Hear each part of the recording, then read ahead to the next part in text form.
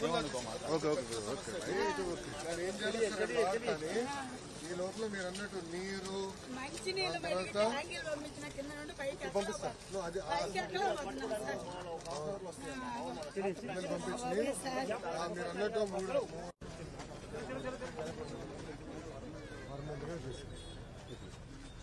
చేద్దాం. పార్కులు బంద్ చేస్తే ఇప్పుడు లేదమ్మా అద్దామా ఏం మాట్లాడాలి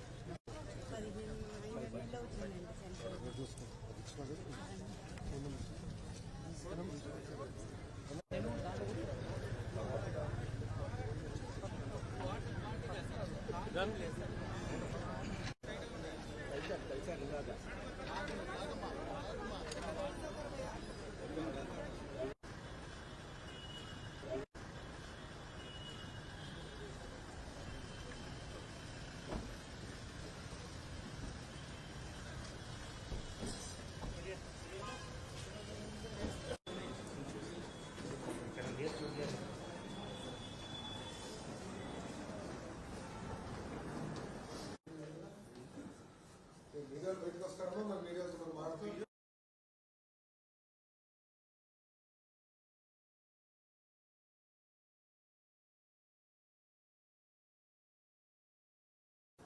ఇప్పటి నుంచి మేనేజ్మెంట్ ఇంకా బాగుంటుంది. శానిటేషన్ ఇవన్నీ చాలా పకడ్బందీగా చేయాలి. అని కూడా నేను సార్కి చెప్పాను, కొంచెం పకడ్బందీ. మలేరియా డెంగీ అన్నిటికీ వచ్చే ఆస్కారం ఉంటుంది. ఫాగింగ్ చేయండి కానీ దానివల్ల లిమిటెడ్ అవుట్ చేస్తారు. అంటే వాటర్ పైన ఒక లేయర్ వేస్తారు, లావా ఫామ్ అవ్వకుండా. నేను అధికారులు సార్ చెప్పాను, చాలా క్రిటికల్ టైం. అంటే మీరు దయచేసి జాగ్రత్తగా చూడమని మిమ్మల్ని అందరినీ కోరుతాను. బాబు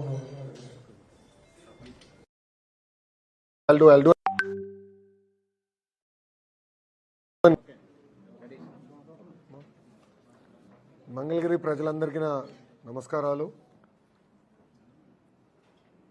ఎప్పుడు రాని విధంగా నిన్న వర్షాలు విపరీతంగా పడినాయి. దానివల్ల పెద్ద ఎత్తున మంగళగిరి పట్టణంలో నీరు వస్తుంది జరిగింది. కొండ నుంచి కూడా నిన్న ఒక రాయి జారి ఒక తల్లి చనిపోవడం జరిగింది. ఈరోజు ప్రభుత్వం తరఫున మీ అందరం వెళ్ళి కూడా ఆ కుటుంబానికి ఆదుకునేదానికి 5 లక్షల రూపాయలు చెక్ కూడా ఇస్తాం జరిగింది.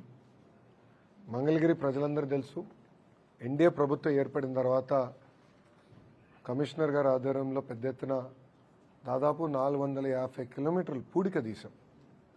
గత 5 సంవత్సరాలు ఎప్పుడు జరిగిన విధంగా పూడిక తీసాం. దానివల్ల చాలా వరకు వరద తగ్గించగలిగాం. కానీ ఇంకా చేయాల్సిన అవసరం ఉంది. తరతరాలుగా వస్తున్న సమస్యలు అనేక ఉన్నాయి. ఈ పూడిక తీసేదానికి దాదాపు 50 లక్షల రూపాయలు మేము ఖర్చు పెట్టాం. దీంట్లో 32 కిలోమీటర్లు మేజర్ డ్రైన్లు, 250 కిలోమీటర్లు మీడియం డ్రైన్లు, 153 కిలోమీటర్లు మైనర్ డ్రైన్లు ఈ పూడిక కూడా మేము తీస్తాం జరిగింది. ఇంత తీసిన తర్వాత కూడా దాదాపు 11 ప్రాంతాల్లో కొంచెం నీరు వచ్చి ఆగుతాం జరిగింది. నేను అధికారులతో నిన్నటి నుంచే నేను క్లోజ్గా మానిటరింగ్ చేశాము. ఒక హెల్ప్ లైన్ సెంటర్ ఏర్పాటు చేసాం. 8 జేసీబీలు, ఎక్స్కవేటర్, ఆయిల్ ఇంజిన్లు, ఎలక్ట్రికల్ ఇంజిన్లు, అదేవిధంగా పంపులు కూడా పెట్టారు. 7 స్పెషల్ టీమ్స్ కూడా రిలీఫ్ మెజర్స్ చేసేదానికి కూడా ఒక టీంలు ఏర్పాటు చేశాం. మీడియా మిత్రులు అందరూ చూసుంటారు. నిన్న కూడా మీరు బయటకు వచ్చే పరిస్థితులు లేదు. కానీ అధికారులు, పోలీసులు, పార్టీ అంటే తెలుగుదేశం పార్టీ, జనసేన పార్టీ కార్యకర్తలు అందరు బయటకు వచ్చారు. అందరు కూడా ప్రజలకు సేవ చేశారు. ఎక్కడైతే ఎవరింట్లో అయితే ఎక్కువ నీరు వచ్చి వంటలు కూడా చేయలేకపోతున్నారో వాళ్ళకి భోజనాలు కూడా అందిస్తున్నాం. 2-3 దగ్గర నాకు ఫీడ్బ్యాక్ వచ్చింది. వాటర్ ట్యాంకర్లు అవసరం ఉందంటే గంట లోపలనే మేము అందరం కూర్చొని రివ్యూ చేసి అది కూడా పంపిస్తున్నాము. కానీ ఇంకా చేయాల్సిన కొన్ని పనులు ఉన్నాయి. లోతని ప్రాంతంలో ఇంకా నీరు ఉంది. వర్షం కూడా వచ్చే వారంతా వర్షం కూడా ఉందంటున్నారు. లోతని ప్రాంతంలో ముందల ఆయిల్ ఇంజిన్లు ఇంకా అదనంగా తెప్పించి ఆ నీరంతా కూడా తోడేయమని చెప్పాను. దాంతోపాటు ఇప్పుడు అసలు పని మాకు మొదలవుతుంది. శానిటేషన్ పెద్ద ఎత్తున చేయాలి. ఎట్టి పరిస్థితుల్లో గ్యాస్ట్రిక్ ఇష్యూస్ రాకూడదు. మలేరియా, డెంగీ ఇష్యూస్ లేకుండా చేయాల్సిన అవసరం ప్రభుత్వం పైన ఉంది. దానికి అనేక కార్యాచరణలు మేము రూపొందించాం. త్వరలోనే ఆ మిస్టింగ్ అంటే పైన ఒక లేయర్ ఆఫ్ మిస్ట్ వేస్తే లావా ఫామ్ అవ్వదు, ఈ డెంగీ మలేరియా రాదు. అధికారులు కూడా నేను చెప్పా. టిట్కో ఇల్లు కూడా మీరు చూస్తే రోడే కొట్టేసాం నీరు వెళ్ళేదానికి. మాకు కూడా ఒక అవగాహన వచ్చింది ఎలాంటి మార్పులు చేర్పులు చేయాలి. రాబోయే రోజు మీ అందరూ తెలిసిన ఒక మాస్టర్ ప్లాన్ మంగళగిరి కోసం ఏర్పాటు చేస్తున్నాను. ఆ మాస్టర్ ప్లాన్లో భాగంగా డ్రైనేజ్ వ్యవస్థ ఎక్కడ నీరు ఎక్కడికి వెళ్ళాలి, ఎక్కడ నీరుని శుద్ధి చేయాలి, దానిపైన మేము అందరం ఆల్రెడీ డిస్కషన్ కూడా చేస్తాం జరుగుతుంది. రీహాబిలిటేషన్ సెంటర్స్ కూడా కొన్ని మేము ఏర్పాటు చేసుకున్నాం. దాంట్లో వాళ్ళందరూ కూడా అక్కడ భోజనాలు ఇవన్నీ కూడా ఏర్పాటు చేస్తాం జరుగుతుంది. నేను అనుకునేది ఒక్క రోజు పడుతుంది అనుకున్నా మొత్తం నీరంతా తీసేదానికి. అంతేకాకుండా ఎలక్ట్రిసిటీ డిపార్ట్మెంట్తో కూడా నేను మాట్లాడాను. అన్ని ట్రాన్స్ఫార్మర్స్కి ఇప్పటికీ ఛార్జ్ అయిపోయినాయి, పెద్ద ఇష్యూ ఉండదు. అగ్రికల్చర్ది ఒక పద్ధతి ప్రకారం ఇస్తాం. డొమెస్టిక్ మటుకు మళ్ళీ 24 గంటల కరెంట్ మేము ఇస్తున్నాం. ఎక్కడైనా చిన్న చిన్న లోటుపాట్లు ఏమైనా ఉంటే మన డిపార్ట్మెంట్ కూడా ఒక హెల్ప్ లైన్ నెంబర్ పెట్టారు. ప్రజలు వాళ్ళ దృష్టి తీసుకొస్తే ఇమీడియట్గా అధికారులు నేను పంపిస్తాను.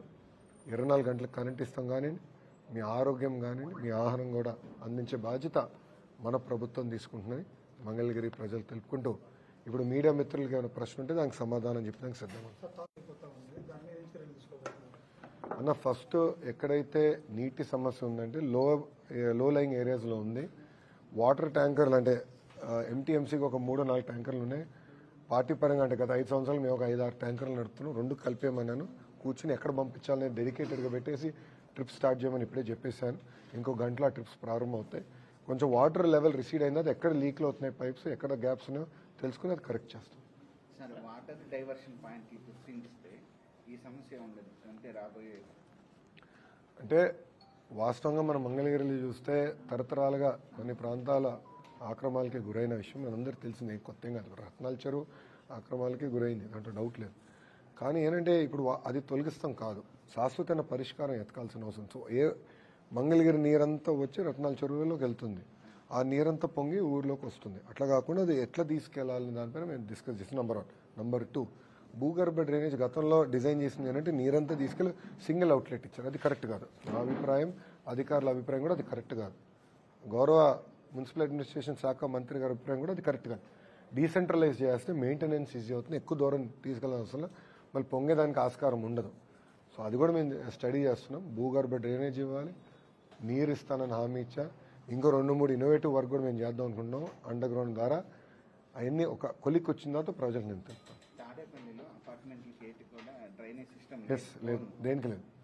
దానివల్ల కూడా వాటర్ ఎక్కువ పోలేకపోవడం వల్ల వాటర్ ఎక్కువ ఇటు ఫ్లో అయిందని అంటున్నారు. లేదు, అక్కడ ప్రాబ్లం ఎగ్జాక్ట్లీ మీరన్నీ కరెక్ట్. ఏమైందంటే ఆ మురికి నీరు అంతా వెళ్ళేసి మనకి ఇరిగేషన్ కెనాల్లోకి కనెక్ట్ అయిపోయి ఆ మురికి నీరంతా పొలాల్లోకి వెళ్తుంది. నాకు తెలుసు, అపార్ట్మెంట్ వాళ్ళు నాకు చెప్పారు, రైతులు కూడా నాకు చెప్పారు ప్రచారం జరిగేటప్పుడు. దానన్నిటికీ భూగర్భ డ్రైనేజ్ చేయాలి, అది ఆల్రెడీ డిజైన్ చేస్తున్నాం, ఆ డిజైనింగ్ వర్క్లో ఉన్నాము. నేను కూడా అధికారులు చెప్పింది ఏంటంటే రేపు గ్రోత్ ఎక్కువ రాబోతుంది మంగళగిరి ప్రాంతం మొత్తం. రాజధానిగా ఆనుకుని ఉంది కనుక విపరీతంగా అపార్ట్మెంట్లు కానీ ఎన్ని ఎక్కువ మన ప్రాంతంలో రాబోతుంది. రాబోయే డిమాండ్ ఏంటి అంటే ప్లానింగ్ వాళ్ళకి ఐడియా ఉంటుంది కదా, ఎన్ని అపార్ట్మెంట్లు రావచ్చు, ఎన్ని నీళ్ళు రావచ్చు, ఆ నీరంతా ఎట్లా భూగర్భ డ్రైనేజ్ నీరంతా ఎక్కడ తీసుకెళ్ళాలి, ఎక్కడ శుద్ధి చేయాలి, అది డిజైన్ చేయమని నేను చెప్పాను. ఆ మాస్టర్ ప్లాన్ ప్రజలు ముందు పెడతారు. కట్టేటప్పుడే ఓన్ ప్లానింగ్ సేంట్రైజ్గానే ఉంటే ఇలాంటి సమస్య ఉండేది కాదు. అంటే అన్ని ఇప్పుడు మళ్ళీ we'll have to go in to depth అన్న. నాకు అంత ఇంకా సబ్జెక్ట్ మీద దాని వరకు నాకు గ్రిప్ రాలేదు, నేను కూడా స్టడీ చేస్తున్నా. రూల్స్ ఏమైనా అమెండ్ చేయాలంటే చేద్దాం.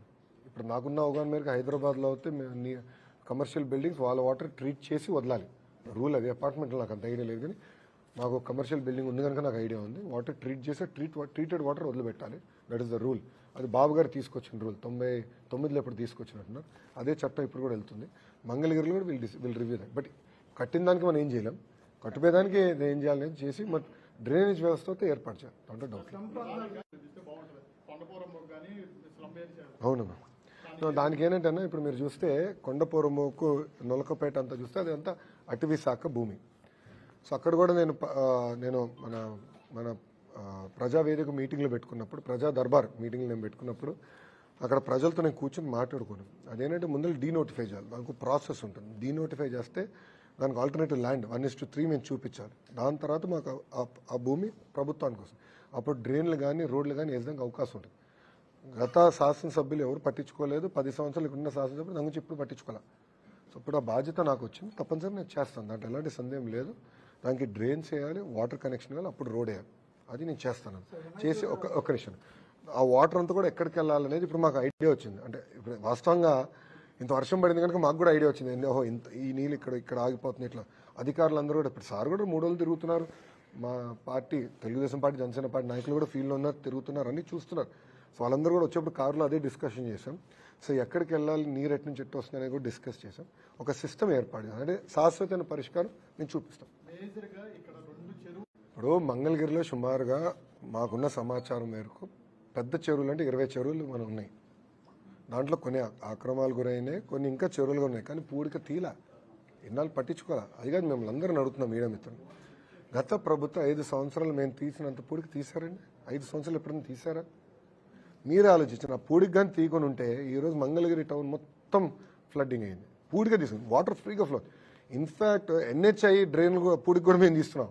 మీరు చూసారు లేదు, జనసేన పార్టీ ఆఫీస్ వైపు ఉన్న డ్రైన్ అంతా కూడా ఓపెన్ డ్రైన్ పూడిక అధికారులు పెట్టి తీపిస్తున్నారు. ఎందుకంటే వాటర్ ఫ్లో స్మూత్గా అయిపోతున్నాయి.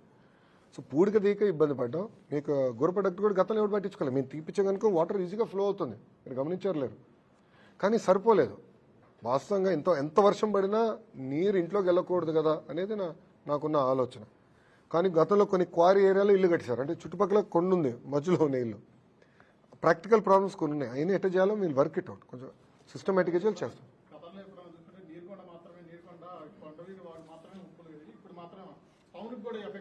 అంటే కానీ ఒకటి ఉందన్న, వాస్తవంగా చెప్పాలంటే ఇంత వర్షం కూడా ఎప్పుడు పడలే. ఒకే రోజులు ప్రతి వర్షం పడింది.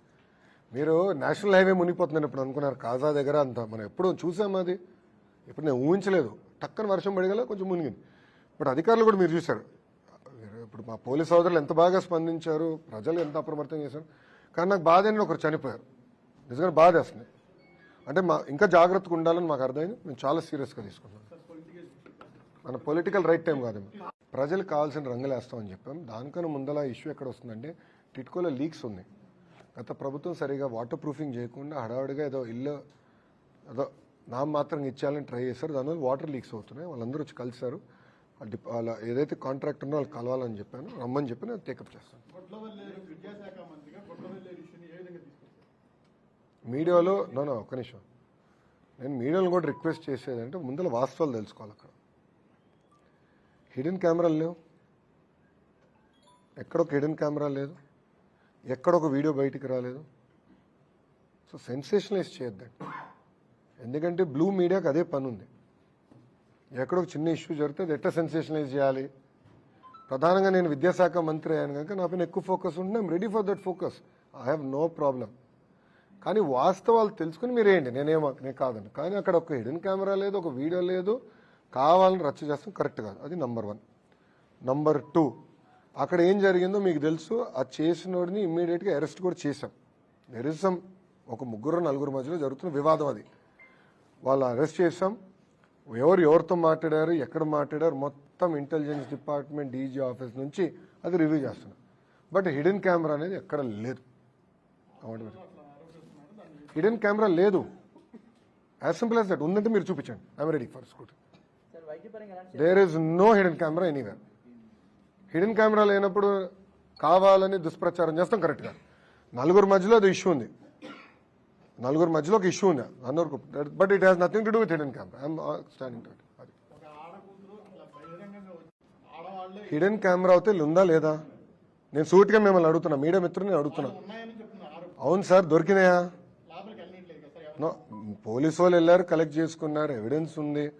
పిల్లలు ఎక్కడ హిడెన్ కెమెరా చూపించలేకపోయారు. It's a fact. సో మీరు కూడా దుష్ప్రచారం చేస్తాం మానేయండి ఫస్ట్. నో, మీరు వాస్తవాలు తెలియకుండా హిడెన్ కెమెరా ఉంది, ఇన్ని వేల వీడియోలు ఉన్నాయి అంటాం కరెక్ట్ కాదు. I want be very clear on the subject. ఎందుకంటే 4 మధ్యలో జరిగే ఇష్యూని మీరు తీసుకొచ్చి ఏదో హిడెన్ కెమెరాలు ఉన్నాయంటే మటు కరెక్ట్ కాదు. అది నేను చెప్పదలుచుకున్నాను.